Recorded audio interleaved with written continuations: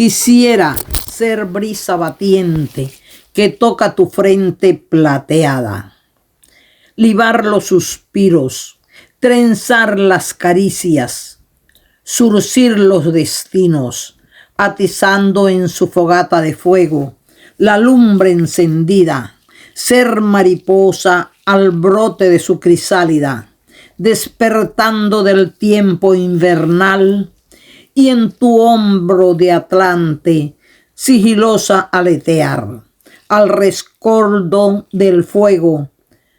sibaríticas alas posar a merced del delirio que arrastra.